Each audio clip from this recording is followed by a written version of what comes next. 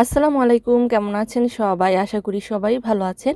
Kuwait Bangladesh এবং বিশ্বের যেখানেই অবস্থান করছেন সবাইকে শুভেচ্ছা জানাচ্ছি আজকের ভিডিওতে। প্রথমেই জানিয়ে দিব কুয়েতের ভিজিট ভিসা, ফ্যামিলি ভিসার মেয়াদ বাড়ানো সম্পর্কিত আপডেট। কুয়েতের স্বরাষ্ট্র মন্ত্রণালয় এ সকল ভিসার মেয়াদ আরও ১ মাস বাড়িয়েছে। কুয়েতের নিরাপত্তা গণমাধ্যম পরিচালক কর্নেল ওসমান আল ঘারিব বলেছেন যে কুয়েতের বর্তমান পরিস্থিতি এবং বিমানবন্দর সাময়িকভাবে বন্ধ থাকার কারণে স্বরাষ্ট্র মন্ত্রণালয়ের সিদ্ধান্ত অনুযায়ী ভিজিট ভিসা এবং পারিবারিক ভিসার আইনি জটিলতা এড়াতে মানবিক কারণে তাদের ভিসার মেয়াদ আরও ১ মাস বাড়ানো হয়েছে।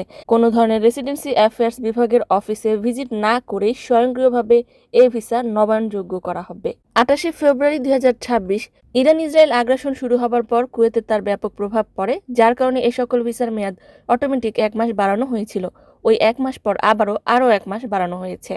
তবে যারা এখনো পর্যন্ত কুয়েত থেকে বাংলাদেশে চলে যেতে চান তারা দূতাবাসের মাধ্যমে সৌদি আরব হয়ে যেতে পারেন।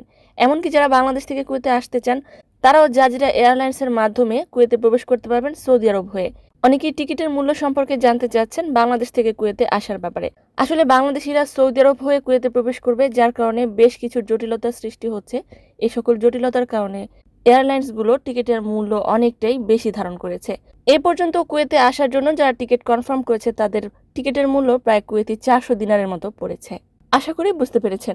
এবারে জানিয়ে দিচ্ছি কুয়েত প্রবাসীরা আপনাদের জন্য একটি অত্যন্ত গুরুত্বপূর্ণ ঘোষণা।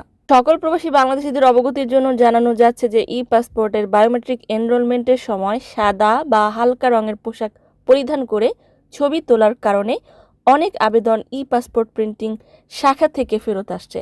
ফলে সংশ্লিষ্ট আবেদনকারীদের পুনরায় ছবি তুলতে হচ্ছে, যার ফলে উক্ত আবেদনকারীদের পাসপোর্ট পেতে বিলম্ব হচ্ছে। উল্লেখ্য, ই পাসপোর্ট প্রিন্টিং মেশিন সাদা বা হালকা রঙের পোশাক সমর্থন করে না।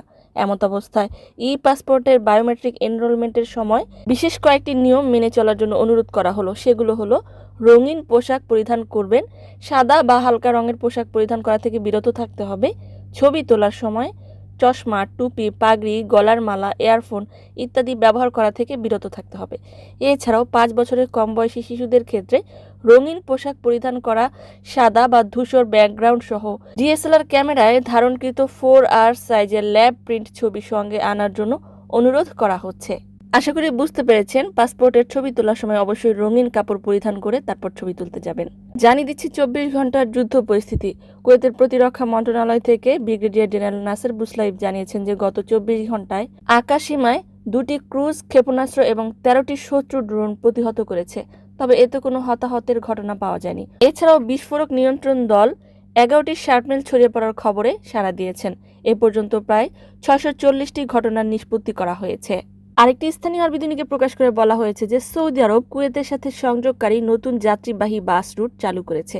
এই বাসগুলো আল খাফজি এবং আল রুকাই সীমান্ত ক্রসিং দিয়ে চলাচল করবে, যা আন্তঃসীমা ভ্রমণকে আরও দ্রুত এবং সুবিধাজনক করে তুলেছে।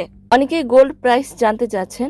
কুয়েতের আজকে সর্বশেষ গোল্ড প্রাইস হলো ১ গ্রাম ২২ ক্যারেট স্বর্ণের দাম ৪২ দিনার ৮০০ পয়সা। সময়ের তারতম্যে কম বেশি হতে পারে। সম্মানিত ভিউয়ার্স, আজকের মতো এই ছিল আপডেট। পুরো ভিডিওটি দেখার জন্য ধন্যবাদ। এই ধরনের ভিডিও পেতে চাইলে ইউটিউব চ্যানেলটিকে সাবস্ক্রাইব করে দিবেন, ফেসবুক পেজটিকে লাইক এবং ফলো করে দিবেন। যারা পূর্বেই করেছেন সবাইকে ধন্যবাদ। আজকের মতো বিদায়। আল্লাহ হাফেজ।